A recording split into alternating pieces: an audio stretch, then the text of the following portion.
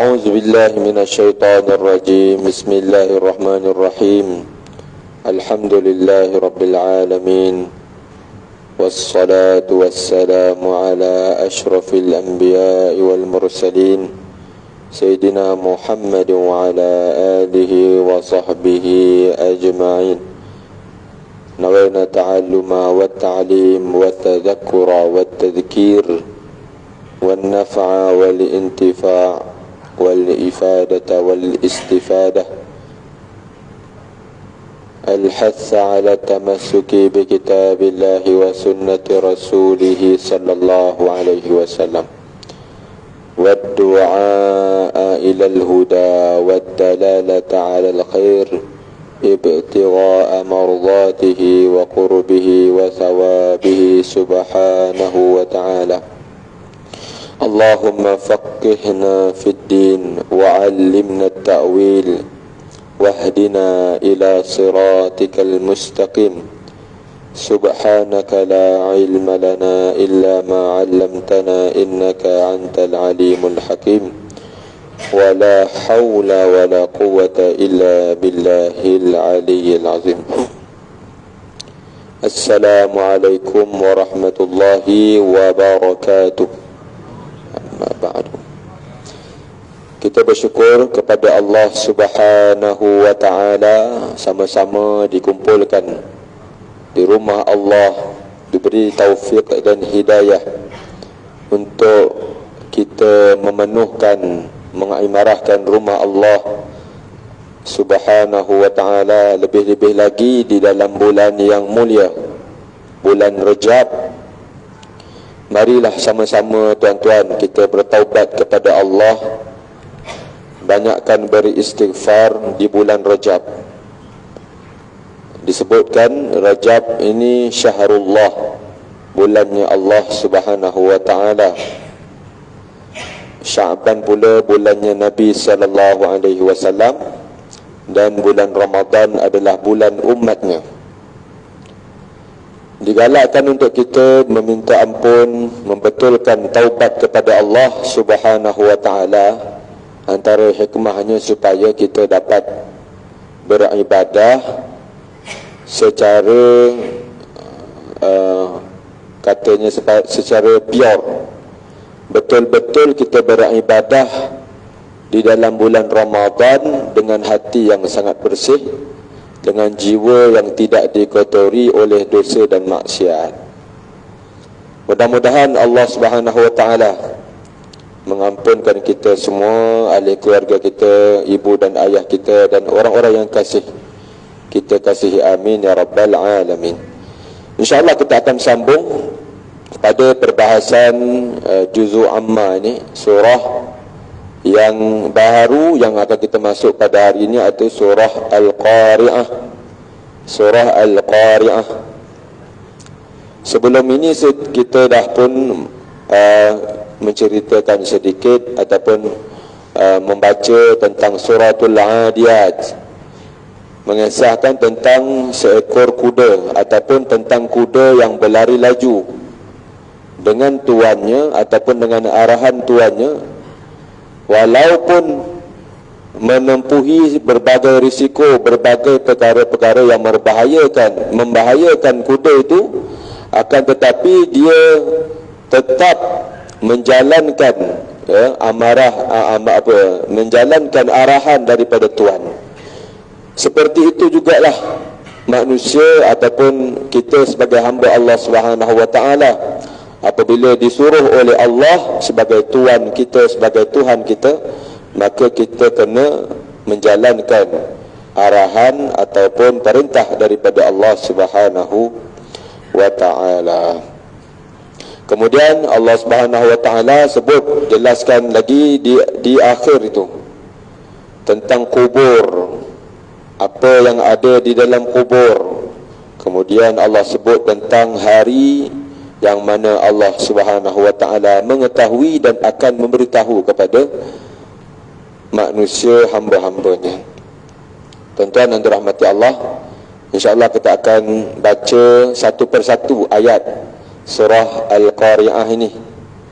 Mudah-mudahan Allah memberikan taufik dan hidayah untuk kita membaca, dalam masa yang sama kita memahami dan mengambil pengajaran daripada surah yang Allah Subhanahu wa taala turunkan buat kita semua, insya-Allah. Sama-sama tuan-tuan boleh ikut saya, kemudian kita perbetulkan satu persatu bacaan kita. A'udzu billahi minasy syaithanir rajim.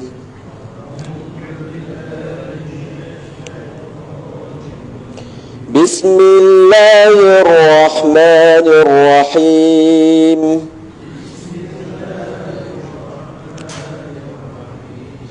Al-Qari'ah.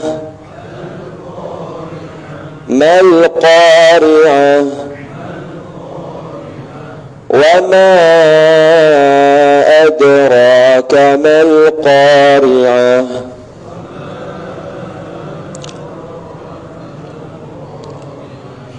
يوم يكون الناس كالفراش المبثوث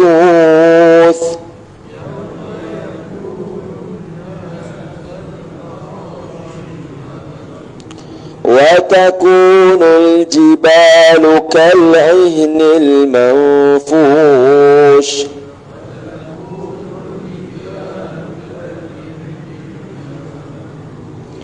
فأما من ثقلت موازينه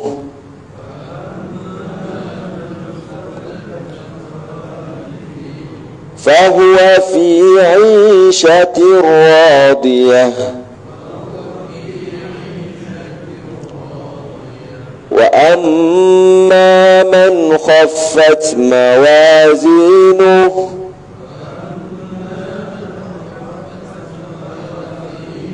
فأمه هاوية وما أدراك ما هي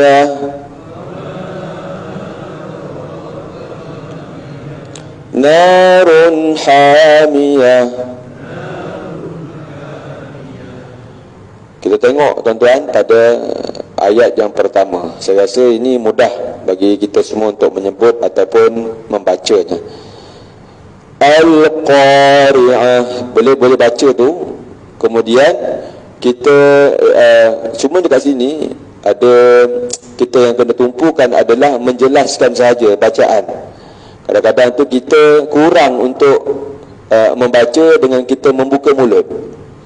Ini saya mengajak kepada tuan-tuan, sama-sama kita buka sikit mulut kita, kemudian kita baca, memberikan segala hak-hak kepada huruf tersebut. Al-Qari'ah. Mal-Qari'ah. Wa ma adraka mal-Qari'ah.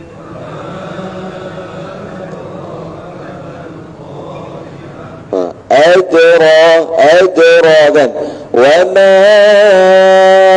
أدراك ما القارعة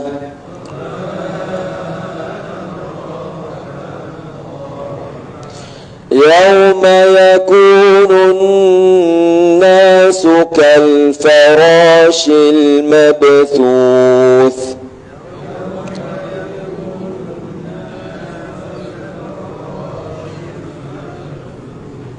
Dekat sini mungkin kalau kita baca slow kita dapat jaga ya.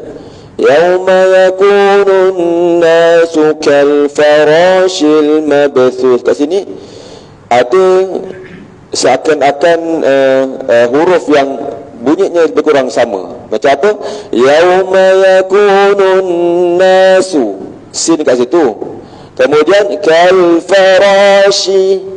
Shin tu dah macam sin lah bunyi dia kan. Kemudian kita baca lagi farashil mabthus, ada sa pula. Jangan kita tak ada break. Maksud tak ada break tu kita baca semua sama aja. Yauma yakunun nasu kal farasil mabthus. Nampak? Dia terlalu nak sin sampai sin semua sekali. Jadi kena ada handbrake lah. kena ada break, saut apa huruf yang kita baca. Sin, kemudian shin, kemudian tha. Maka kita dah tahu, baru kita baca. Yauma yakunun nasu kal farashil mabthuth. Yauma yakunun nasu kal farashil mabthuth.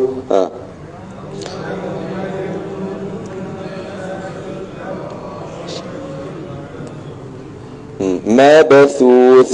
Lidah kita ni keluar sikit. Mabthuth. Mabthuth. Sa tu kalau kita nak sebut memang kena keluar sikit lidah kita.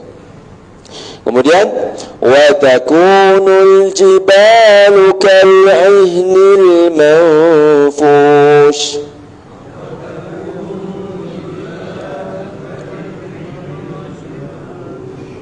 Ini kita betul-betul tekan sikit. Macam mana? Kal'ihnil manfush. Kal'ihnil. Ain. Kita kalau kita tak tahu macam mana, macam tak dengar je ain tu, kita buat ain dulu. Ain. Kemudian ain. Nampak? Aini. Kita nampaklah kat situ. Kal'ihnil manfush. Wa takunul jibalu kal'ihnil manfush.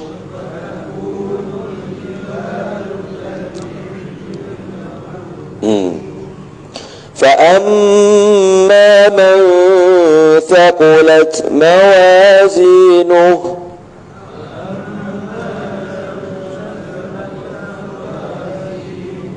Dekat sini mungkin kita tumpu pada ikhfa, nun yang bertemu sa tadi tu. Man thaqulat tu ikhfa. Maka berikan ikhfa tu. Macam mana kita sorok, sembunyikan nun tu pada huruf sa tadi. Fa amma man thaqulat mawazinuh.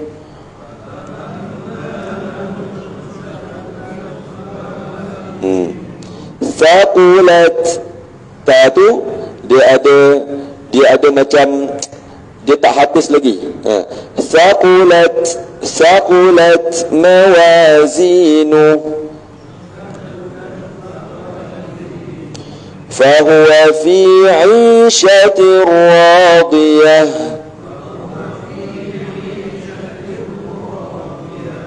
Fahuwa fi 'ishatin radiyah.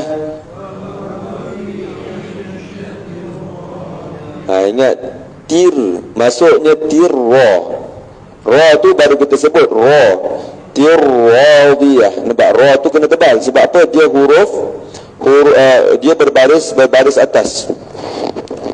Jadi fa huwa fi 'ishatir radiyah. Terus bagi ra tu tebal. Boleh faham? Fa huwa fi 'ishatir radiyah.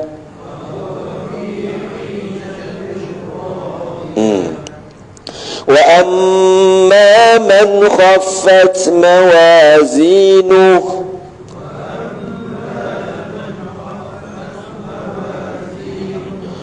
Fa ummuhu hawiyah.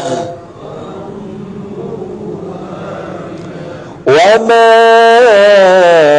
adraka ma hiyah.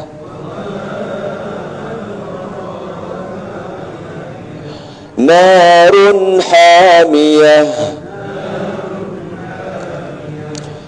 Kalau tuan-tuan perasan, ya, ada orang yang keliru. Dia sebab dia dah hafal, kemudian dia masuk dalam solat dia tertukar dengan hamiyah ni dengan hawiyah. Apa maksud saya tertukar tu? Dia membaca fa ummuhu hawiyah. Kalau kita tengok akhir ni kan? Hawiyah ni nama neraka. Hawiyah. Kemudian baru disebut hamiyah. Nampak? Tuan-tuan bila dah nampak ni, ingatlah terus. Bila kita nak baca jadi imam nanti dalam solat, yang pertama tu bukan ha. Fa ummuhu hawiyah, kan? Jangan fa ummu hawiyah pula. Nampak? Walaupun hawiyah nanti dekat sini jadi hamiyah. Selalunya begitulah. Kita terkeliru. Tak ada masalah lah. Cuma kalau boleh, bila kita dah tahu ni, kita ingatlah, kita praktiskan supaya tetap dalam kepikiran, dalam kepala kita. Okay, kita baca sekali lagi tuan-tuan daripada atas sampai akhir ya. Bismillahirrahmanirrahim.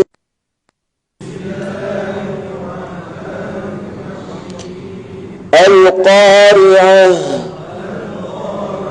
Mal-Qari'ah. Wa ma adraka mal-Qari'ah.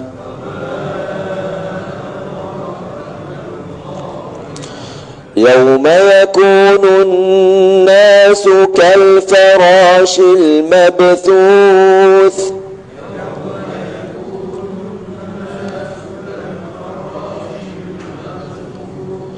وتكون الجبال كالعهن المنفوش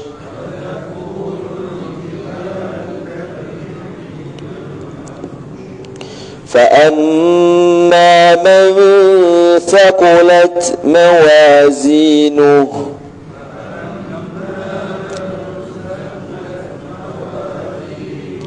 فهو في عيشة راضية وأما من خفت موازينه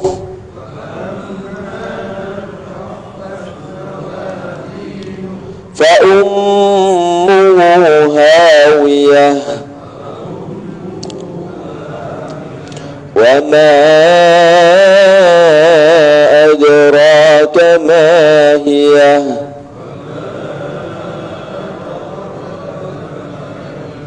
نار حامية صدق الله العظيم. Itu adalah suratul Qari'ah. Suratul Qari'ah ni secara ringkasnya menceritakan tentang hari kiamat. Surah Qari'ah ini adalah surah Makkiyah. Surah Makkiyah maksudnya apa tuan-tuan? Turun sebelum hijrah. Itu jumhur ulama mengatakan sebegitu. Kemudian dia mempunyai 11 ayat. Dimulakan surah Al-Qari'ah ini dengan seketul perkataan saja. Biasalah tuan-tuan, kebanyakannya di dalam Al-Quran ini banyak yang dihazaf. Apa yang disebutkan di dalam Al-Quran banyak yang pula dihazaf. Ini mengikut tata bahasa Arab ya. Al-Qari'ah, sepatutnya ada perkataan yang ada sebelum Al-Qari'ah itu tapi dihazafkan. Bila kita sebut Al-Qari'ah, ulama-ulama tafsir dia mencari hikmah. Hikmahnya banyak, tapi ulama tafsir dia mendapat 1-2 hikmah. Apa antara hikmahnya? Al-Qari'ah ini maksudnya apa? Al-Qari'ah ini perkataan asalnya Qara'a. Qara'a ni adalah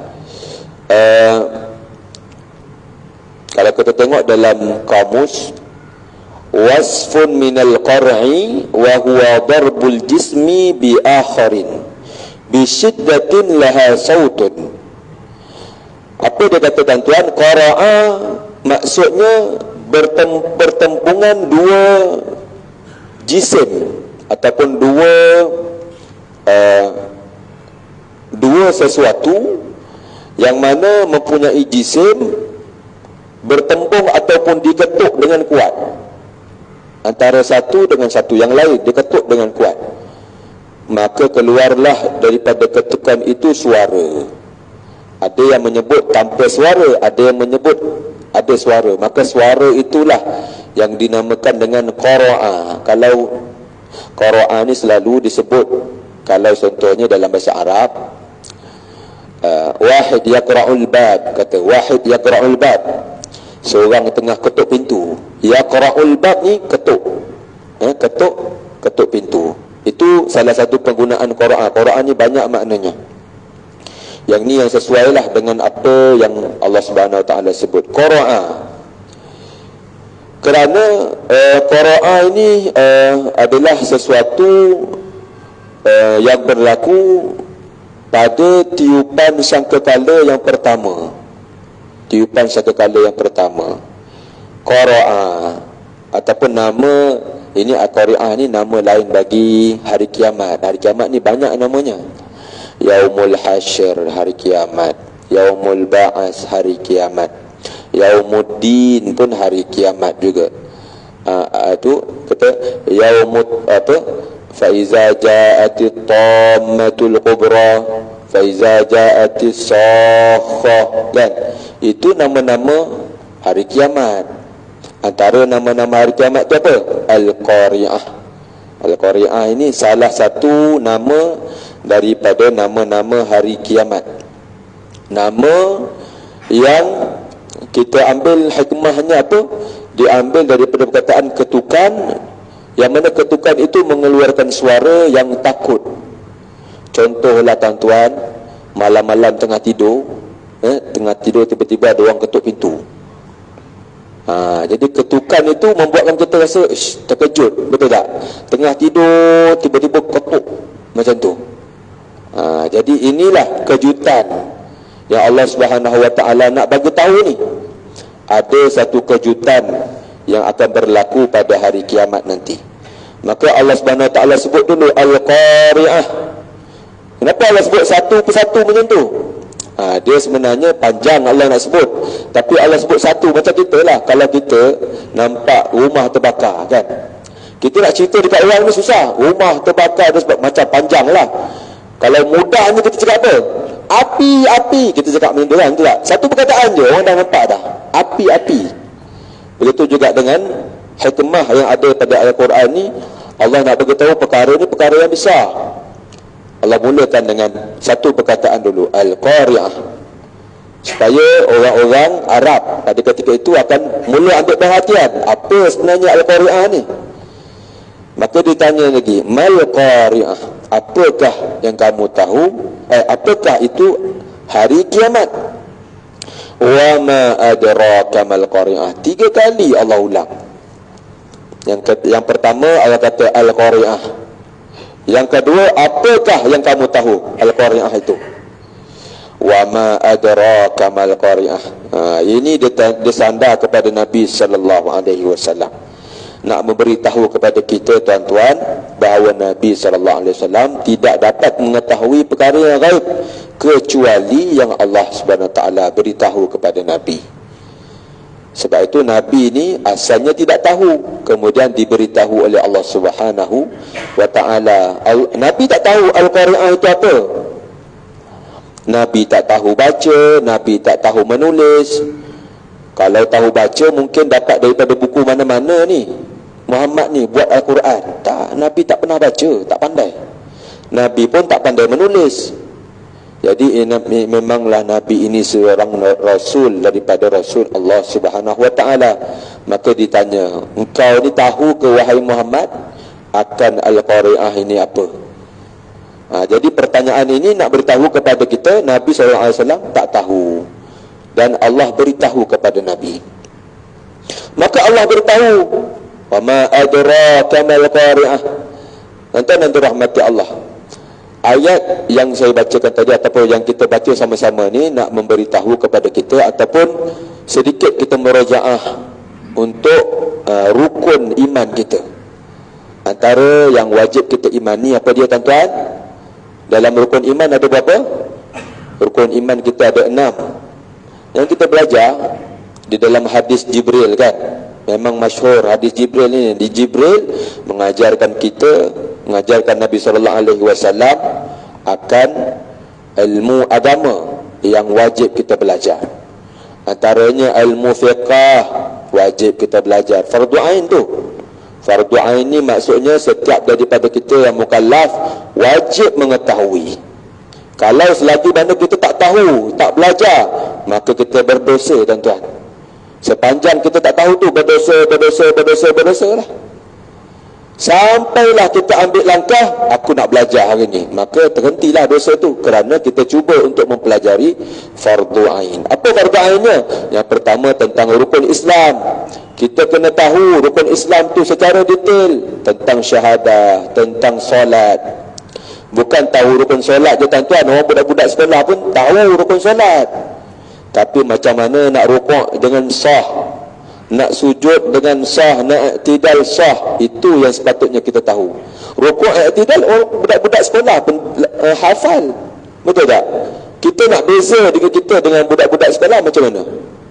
Dengan kita mengetahui lagi dalam rukuk mana yang tak sah. Kan? Rukuk memanglah semua orang tahu, dalam solat ada rukuk, ada sujud. Sujud yang macam mana yang tak sah?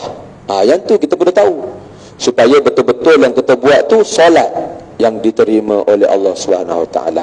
Kemudian puasa, zakat, kemudian haji. Ini secara ringkas 5 rukun Islam. Kemudian Rasulullah SAW ditanya, apakah iman? Rasulullah jawab. Rasulullah jawab, tuan-tuan, iman ni an tu'mina billah wa malaikatihi wa kutubihi wa rusulihi. Kemudian yang kelima apa, tuan-tuan? Wa bil yaumil akhir.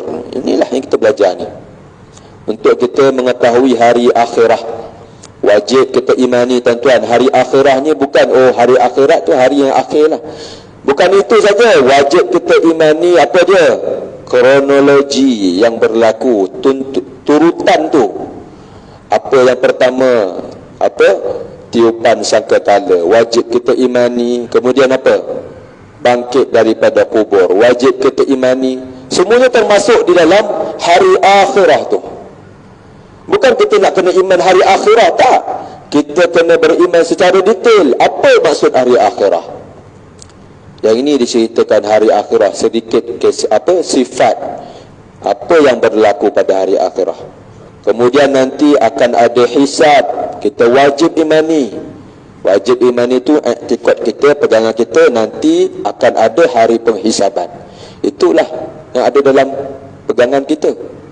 Kemudian nanti akan ada apa? Akan ada mizan, akan ada haud, telaga Rasulullah SAW. Semua itu disebut dalam hadis dan Al-Quran. Kemudian ada lagi apa, tuan-tuan? Sirat. Kemudian adanya syurga dan neraka. Itu semua perkara-perkara hari akhirah. Ini yang pertama disebutkan sifat apakah yang berlaku. Yauma yakunun nas kal farashil mabthus. Pada hari yang demikian itu, hari akhirah lah, hari tiupan sangkakala yang pertama. Apa yang berlaku, tuan-tuan? Maka Allah Subhanahu Wa Taala menyebut keadaan manusia, yauma yakunun nas. Maka pada hari itu manusia kal farashil mabthus, seperti anai-anai yang berterbangan. Anai-anai ini masuk dalam ilmu sains pula, tuan-tuan ya. Kita baru tahu sains, ada anai-anai yang berterbangan. Mabthus ni pula berterbangan tu macam mana? Berterbangan yang tidak ada hala tuju ataupun tidak ada tujuan. Terbangnya tu ke mana-mana. Tuan-tuan pernah tengok kalau tepat lepas hujan akan ada kan Kelkatu tu dikatakan daripada anai-anai, dia pusing macam tu, nanti dia berubah jadi anai-anai. Nanti kemudian bila ada sayap balik dia terbang, nanti dia mati pula macam tu lah. Atau boleh rujuk nanti dekat dalam Google ada disebutkan kelkatu ni dia suka kepada cahaya kan. Macam mana tuan-tuan tengok bila dia terbang kat cahaya tu, dia terbang, langgar lampu, kita tutup lampu, habis dia cari lampu lain pula kan. Dan dikatakan anai-anai ni dia cari cahaya. Berbezalah teori macam-macam daripada para pengkaji. Ada yang mengatakan anai-anai ni dia anggap itu bunga kan? Ada yang menganggap itu jalan keluar pula, ada yang menganggap itu matahari. Macam-macam lah. teori yang keluar daripada itu. Adapun kita nak ambil daripada sifat macam mana anak-anak kalkatu, betul ke saya sebut tuan-tuan? Kalkatu kalkatu terbang. Kita takkan nampak kalkatu ni dia terbang satu arah macam burung. Burung, tahu burung tuan-tuan? Burung, orang panggil apa, starling ke? Burung yang terbang tu nampak cantik je kan, satu arah je. Kalkatu ni dia macam ni, ada yang sampai terhimpat, ada yang sampai entah, tak ada tujuan, nak pergi mana pun tak tahu. Sampai dekat lampu, dia langgarnya lampu tu. Begitulah tuan-tuan keadaan manusia pada ketika itu. Manusia berlari, tidak tahu arah tujuan mereka ke mana. Inilah kerana ketakutan yang bersangatan pada hari itu. Diceritakan juga di dalam apa, ayat yang lain, bagaimana Allah Subhanahu wa taala meniup sangkakala, tazhalu kullu murdi'atin amma arda'at, sehingga kan orang yang tengah menyusu anak ni tuan-tuan, dia lupa anak dia. Maksudnya dia boleh biar anak dia yang tengah menyusu dengan dia. Wa tada'u kulli hamlin hamlaha, kemudian orang yang tengah bersalin, orang yang tengah mengandung, keluar terus anak dia. Bila mendengar tentang hari kiamat ataupun berlakunya hari kiamat, begitulah dahsyatnya tuan-tuan yang dirahmati Allah, hari akhirah. Hari akhirah ni, dia bila kita dalam kubur ni tuan-tuan, itu alam barzakh, belum masuk lagi hari akhirah tu. Hari akhirah ni bila kita dibangkitkan oleh Allah Subhanahu wa ta'ala, dibangkitkan oleh Allah Subhanahu wa ta'ala itu pun pada tiupan sangkakala yang kedua. Wa nufikha fis sur fa sa'iqa man fis samawati wal ard. Apa ayat dia tuan-tuan? Wa nufikha fis sur fa sa'iqa man fis samawati wa man fil ard. Maka ditiup sangkakala yang pertama, mati semua yang ada daripada langit dan bumi, illa man sya'allah, kecuali siapa yang dikehendaki oleh Allah untuk tak mati. Macam siapa tuan-tuan? Malaikat Israfil. Dia sebab dia tiup, dia tak matilah, nanti Allah Subhanahu Wa Taala akan matikan dia. Juga ada beberapa perkara yang lain. Summa nufikha fihi ukhra fa izahum qiyamun yanzurun. Kemudian ditiup sangkakala yang kedua. Kemudian dicipta lagi malaikat Israfil ni tuan-tuan, lepas dimatikan oleh Allah, diciptakan kembali. Antara tiupan sangkakala pertama dan yang kedua ni dikatakan berjarak 40 tahun. Ada yang kata 40 bulan, ada yang kata 40 hari, terpulanglah. Ada perbezaan ulama dekat situ. Yang penting 40 yang saya ingatlah. 40 perbezaan antara tiupan sangkakala yang pertama dan tiupan sangkakala yang kedua. Bila ditiupkan sangkakala yang kedua, maka dilepaskan roh-roh manusia, roh-roh jin, semuanya dilepaskan balik kepada jasad-jasad kita semua tuan-tuan. Maka daripada itulah kita pun berlari sekali lagi, masing-masing berlari mencari hala tuju. Di situlah tuan-tuan yang dirahmati Allah, sehinggalah masing-masing dibangkitkan di dalam keadaan amal-amalan mereka. Bagaimana iman mereka, bagaimana amalan mereka, begitulah mereka dibangkitkan oleh Allah Subhanahu Wa Taala. Ada yang dibangkitkan dalam keadaan mukanya seperti khinzir, ada yang dibangkitkan mukanya seperti anjing, ada yang dibangkitkan mukanya di bawah, kakinya di atas. Itu perbezaan mengikut amalan masing-masing ataupun iman masing-masing. Begitu juga berlaku di situ nanti tuan-tuan, peluh.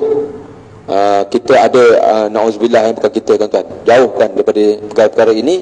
Maksudnya seorang itu akan diazab oleh Allah SWT disebabkan matahari, ada yang matahari sejengkal dan sebagainya. Itu berlaku selepas tiupan sangkakala yang kedua. Di situlah berlakunya nanti orang yang ada paras lutut, peluhnya, nanti ada paras dada, ada yang tenggelam terus dengan peluhnya, sehinggalah nanti di akhirnya nanti semuanya kumpul, orang-orang yang Orang-orang yang maksiat ni, orang-orang yang diazab ni di padang mahsyar,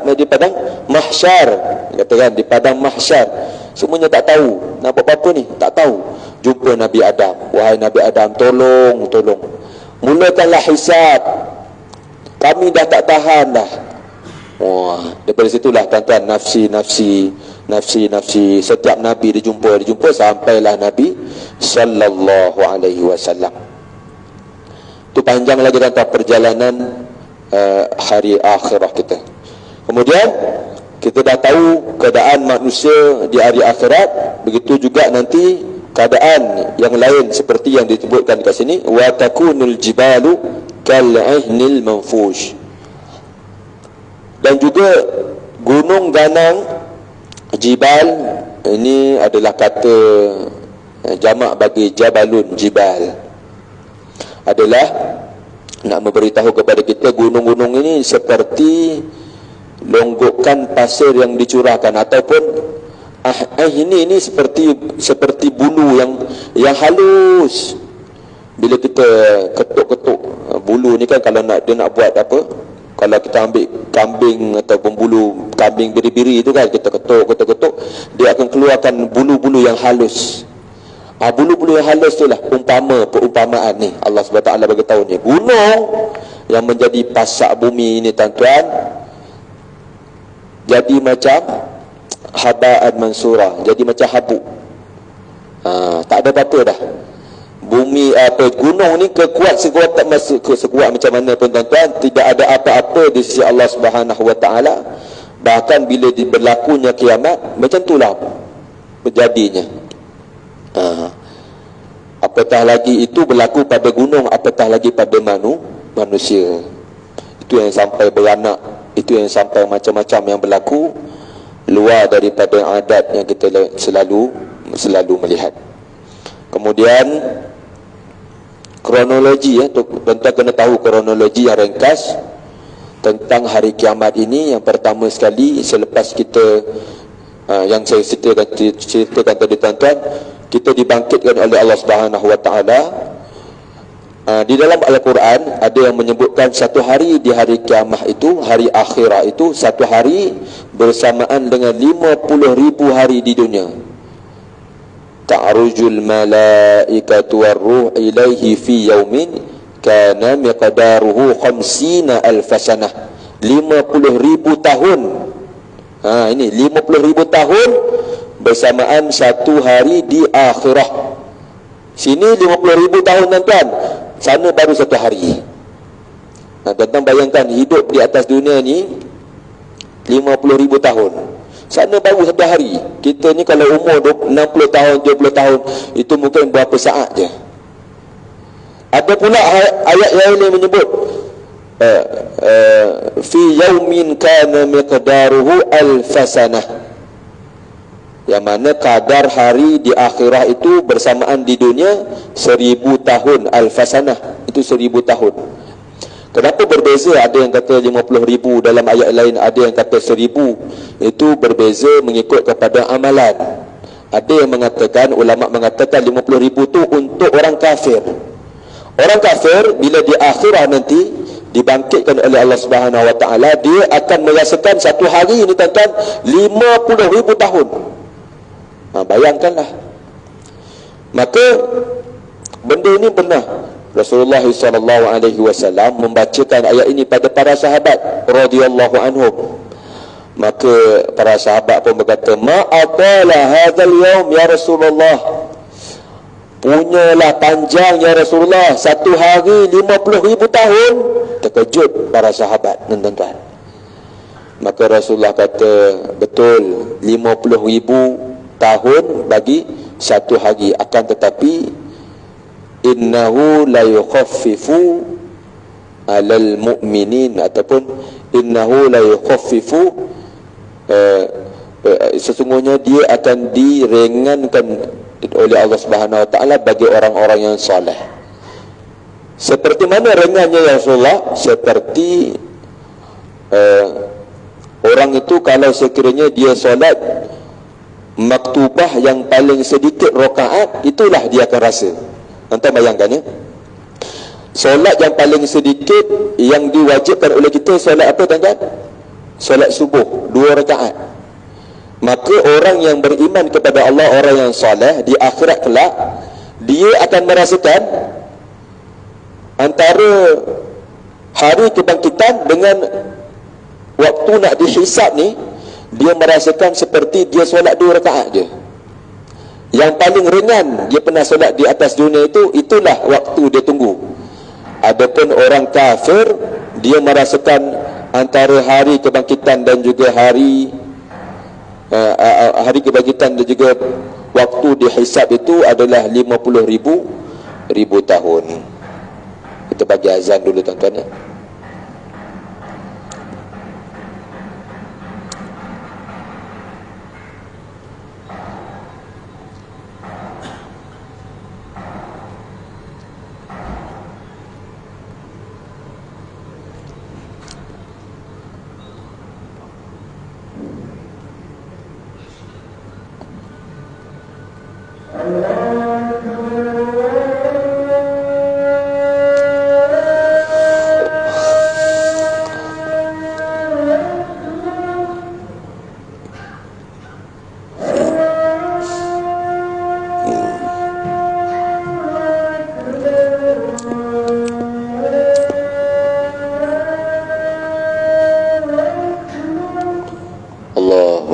Allahu Akbar.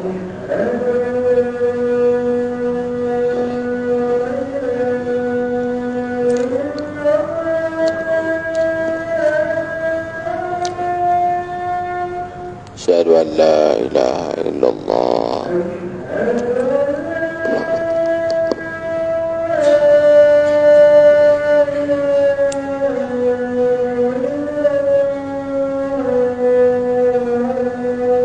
Asyhadu an la ilaha illallah.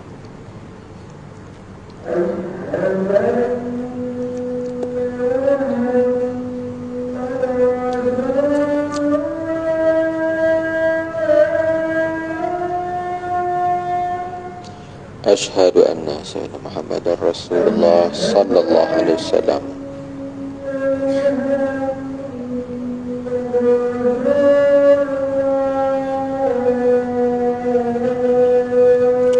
Asyhadu anna sayyidina Muhammadan Rasulullah sallallahu alaihi wasallam.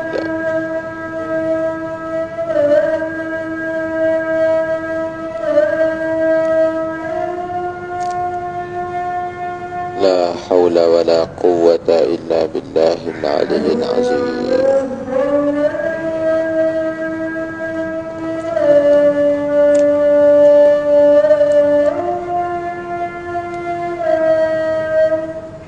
La haula wa la quwwata illa billahil aliyyil azim.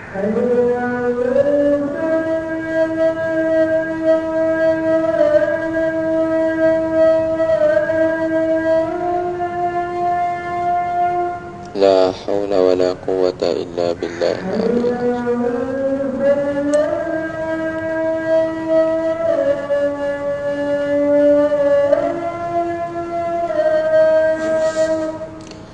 La haula wa la quwwata illa billahil aliyyil azim.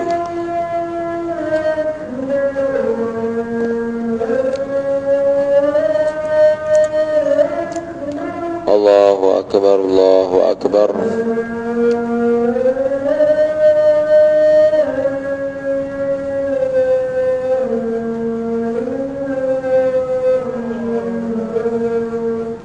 Allah Muhammadur Rasulullah sallallahu alaihi wasallam. Allahumma rabb azwajil ta'ama salat ma'asyan Muhammadan wasilat al-fadilah wa syaraf wa tanal wa ba'athu maqama man la tukhun ya arhamar rahimin.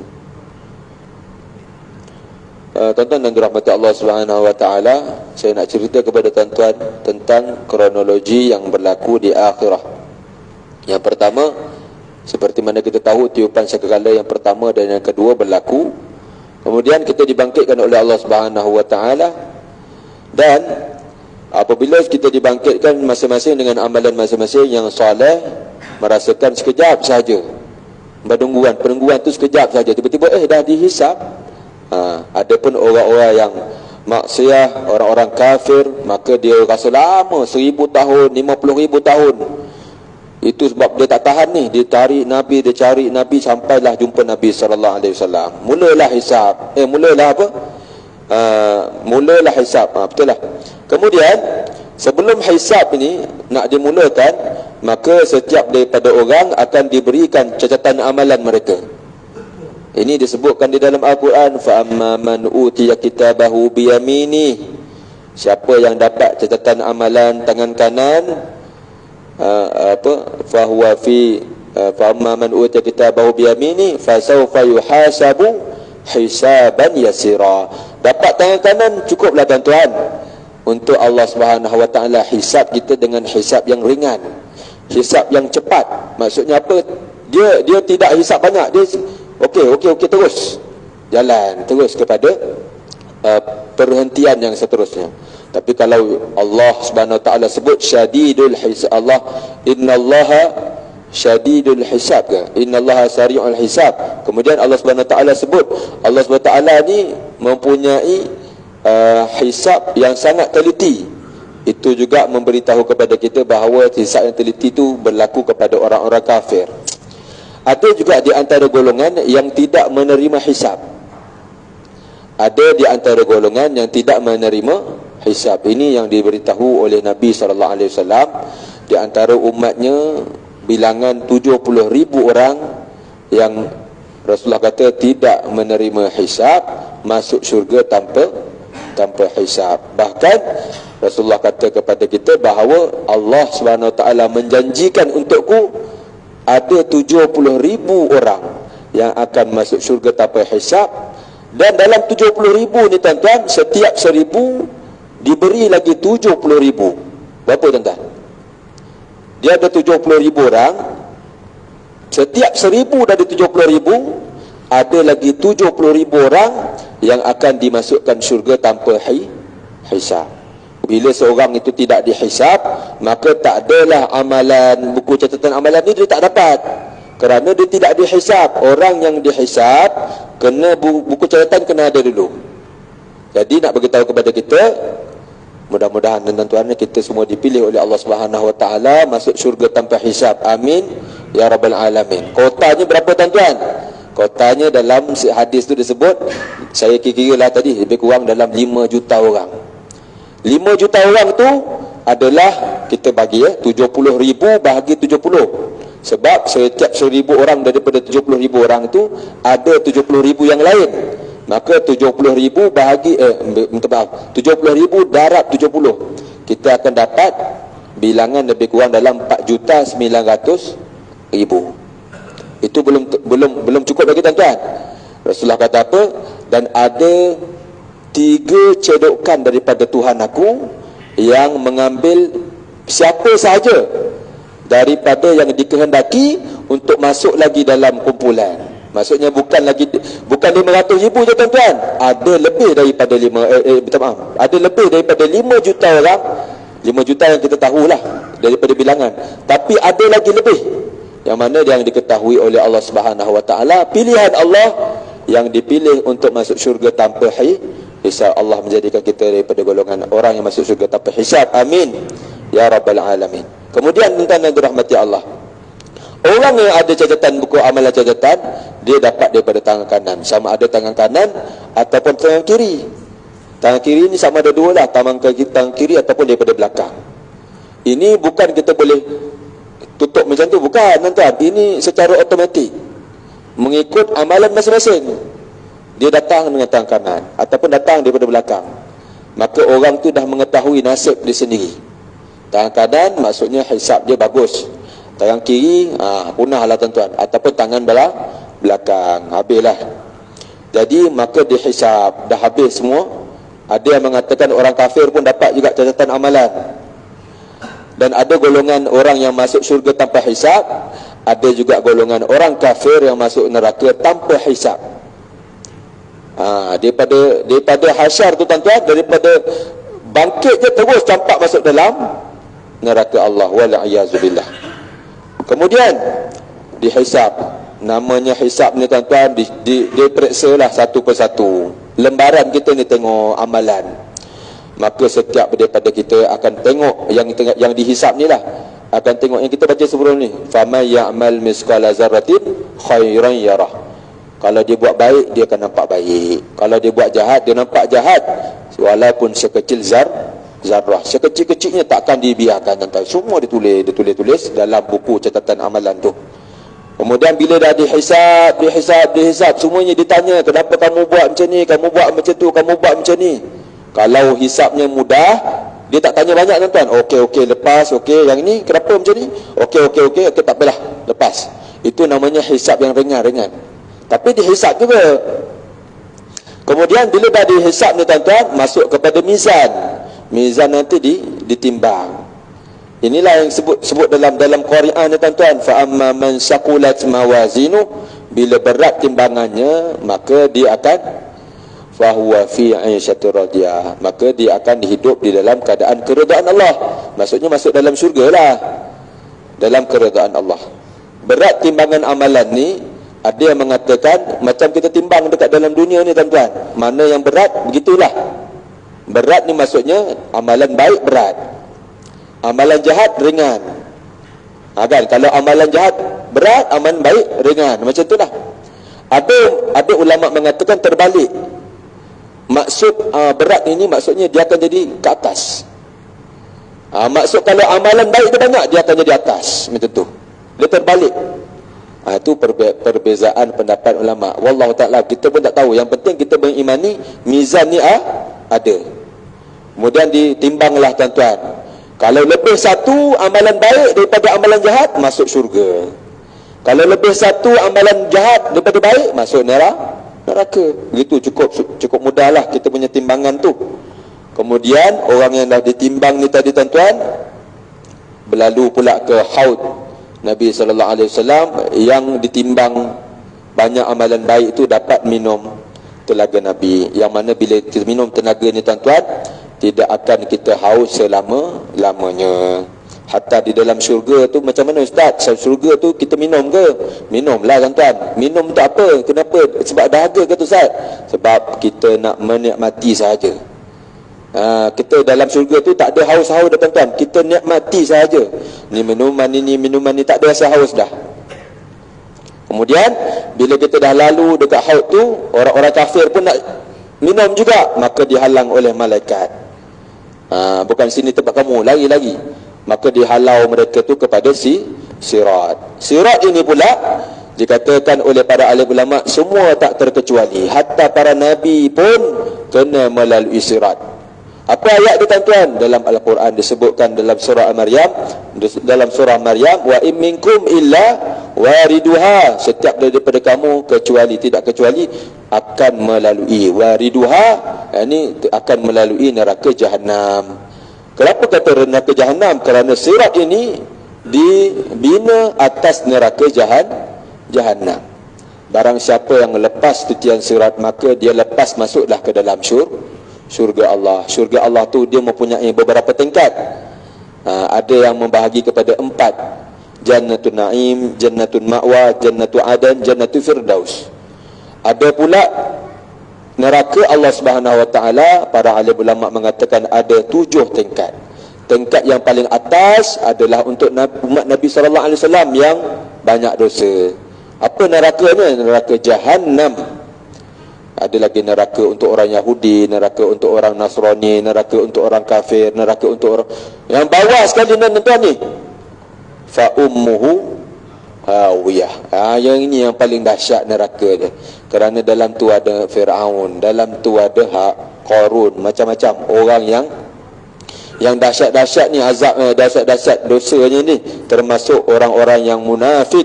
Innal munafiqina fid darkil asfali minan nar. Orang munafik di kerak-kerak api neraka. Tuan-tuan boleh bayang, tuan-tuan, api neraka ni nak dibanding di dunia, Rasulullah SAW membandingkan api neraka dengan api dunia. Api dunia ni 1/70. 1/70 daripada api neraka. Itu pun kata Rasulullah sudah dibasuh beberapa kali baru boleh masuk dalam dunia.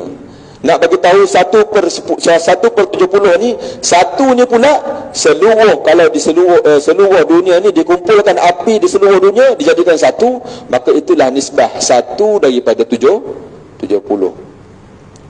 Bayangkanlah tuan-tuan, itu pun telah dibasuh oleh Allah Subhanahu Wa Taala, baru boleh masuk dekat dunia. Kalau tak dibasuh, maka hancur sekali dengan dunia sekali hancur.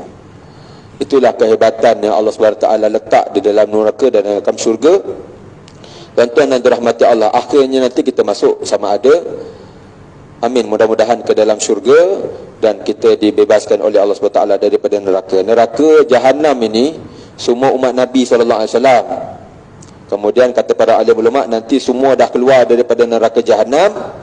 Neraka Jahannam ni akan ditutup, akan dihancurkan oleh Allah. Tinggallah 6 lagi neraka yang lain yang tidak akan keluar daripada siapa pun daripada neraka itu. Wal'ayazubillah. Tuan-tuan dan dirahmati Allah, bila kita cerita tentang Al-Quran, cerita tentang hari kiamah, cerita tentang neraka ni tuan-tuan,